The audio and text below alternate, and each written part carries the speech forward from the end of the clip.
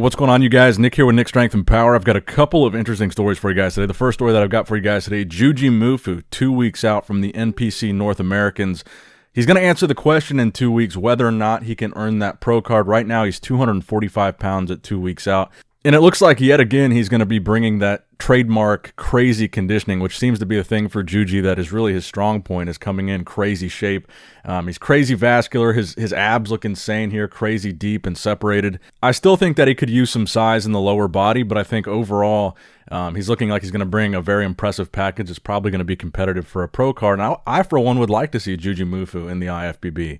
But right here, right now, he looks pretty good. And you know with Juji, his posing is always going to be entertaining, so that's going to be something we can look forward to. If he ever does get a pro card and does a show like the Arnold or the Olympia, you can expect to see some splits or some handstands on that stage. But let's not put the cart before the horse. But I think Juji looks pretty good here, and the North Americans is probably going to present a good opportunity for him to possibly get a pro card. Now, another guy doing the North Americans in 2 weeks is Hester, and we just saw him win the amateur portion of the Chicago Pro.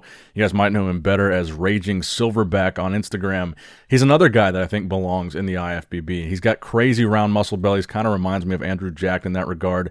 But the thing with him is going to be the opposite with JujiMufu, is conditioning. I think he's struggled with bringing some really crisp, sharp conditioning in the past, but he's got a crazy structure. And like I said, he's got those crazy genetic, just round, full muscle bellies. And I think it's kind of the opposite with Juji, where Juji might not have the prettiest structure or the best genetics for bodybuilding, but he overwhelms that with the crazy conditioning. And it's the opposite with Chris. He's really genetically gifted for bodybuilding. He is built for this, but it's the crazy conditioning that we still need to see from him. And in this back double bicep pose, he looks like he's certainly sharper than we saw him a few weeks back in Chicago. And I think that was really pretty much just like a warm-up show for him to get ready for North Americans. But I, for one, am looking forward to seeing both these guys on the amateur stage in a couple of weeks. Now, next up in the news, I thought this was an interesting post by Buys and Tries, and I wanted to get your guys' opinion on this. So it addresses the Arnold Classic 2023 and the fact that going forward, they will continue to exclude 212, women's bodybuilding, and women's physique for the second consecutive year. Now, the comment section on this was a little bit divided, but I think it's an interesting talking point because there are so many divisions in the IFBB, and I feel like the divisions are spread so thin between these, having all these categories, it spreads the prize money thin. So for men, they're still keeping classic physique, open bodybuilding, and men's physique at the Arnold Classic for 2023. And if you guys remember this year's Arnold Classic, the last Arnold Classic, the prize money for classic physique in first place was $60,000. That was more than they paid out for first place at the 2021 Mr. Olympia, which was $50,000. That's what Chris Bumstead got for winning last year's Olympia.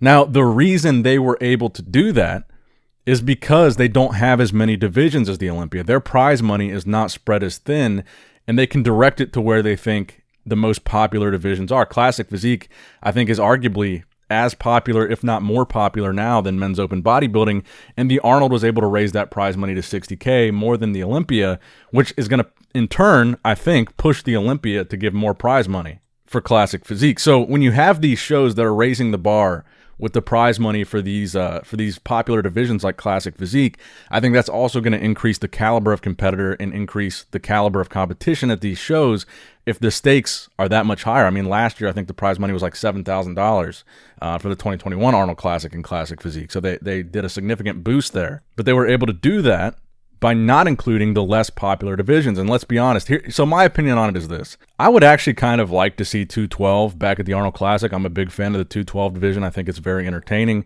But women's bodybuilding, I'm just not going to watch. I would rather see the prize money go from that to classic physique, honestly. Women's physique, I'm probably not going to watch. And I know that some people are framing this like the Arnold Classic is cutting women's divisions, and it's really not true because they still have bikini, they still have figure, and they still have fitness. They've got 3 women's divisions, and they've still got men's physique, classic physique, and open bodybuilding. 3 men's divisions. So they still kept it equal. They're not just cutting the women's, but they're distributing the prize money to the most popular categories of each one. And I'm not saying these divisions don't belong in the IFBB because there's a place for obviously all these competitors. All these competitors need a category to compete in, and they still have the Olympia. They still have big shows. The Texas Pro just had a really big physique award for women's physique. But the Arnold is a unique situation. They're an invitational. You don't qualify for the Arnold, they invite you. The Olympia, they kind of have to have every category at the Olympia because it's the biggest show of all, and that's what all these other pro shows feed into. It's why people compete in the other pro shows and the other categories to get to the Olympia stage. The Arnold Classic doesn't necessarily have to have all these divisions, and they can make their show unique. They can make themselves a show where they've got the biggest classic physique payout, bigger than the Olympia, and they can do that by cutting the less popular division. So that's kind of how I feel about it, but I'm curious what you guys think. Do you guys think that it's right for the Arnold to not have 212 women's physique and women's bodybuilding, or would you guys rather see those divisions at the Arnold Classic, or do you think they should just stay at the Olympia? Personally, I like what they're doing, and I like the fact that they're not just doing it for no reason. They raised the bar for classic physique by doing this last year, and they're going to continue to raise the bar by continuing to do this. Actually, now that I'm looking at the list of divisions, they've still got more women's divisions than men. They've got wellness, figure, fitness, and bikini. And then for men's, they've only got men's physique, classic physique, and men's open bodybuilding. They've also got men's wheelchair, but that's just another bodybuilding category. So they still got more main divisions for women than men. So the sexist angle that people are going with here doesn't really work. There's actually still more opportunities for women to compete at the Arnold than men. So let me know what you guys think in the comment section below. Should the Arnold keep it? Should they get rid of it?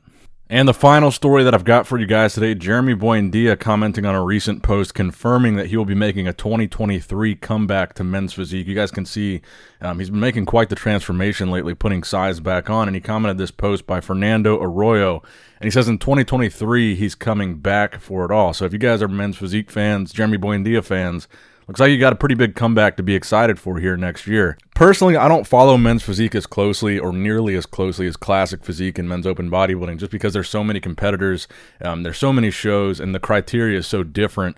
It's just harder for me to follow, but lately I've been getting a little bit more into it because one of my buddies competes in men's physique and he follows it pretty closely. So shout out to Jeremy Buendia and shout out to the men's physique fans out there. That's going to wrap it up for the video today, guys. I hope you did, in fact, enjoy it. Make sure you leave a like on the video if you did enjoy it. Subscribe to the channel if you have not subscribed already. And as always, love you guys. Appreciate you guys. Nick Strength and Power, signing out. All right, guys, don't forget to click that like button and subscribe to this channel if you enjoy the content. Also, check out my Instagram at Nick Strength Power. My Facebook page, which is simply Nick Strength and Power. My secondary YouTube channel, Nick Strength and Vlogs, for vlogs and bonus content that you will not see on this channel. And consider subscribing to my third YouTube channel, Nick Strength and Pokemon, which is all things Pokemon and trading card games, completely unrelated to this channel. So if you're into that, give that one a look. And all links to merchandise and social media will be in the description box below. If you guys want a Nick Strength and Power t-shirt, that will be in the Shopify link below. Have a great day. Dancing in the good light, everybody's feeling warm and bright. It's such a fine and natural sight. Dancing in the good light, everybody's feeling warm and bright. It's such a fine and natural sight. Everybody's dancing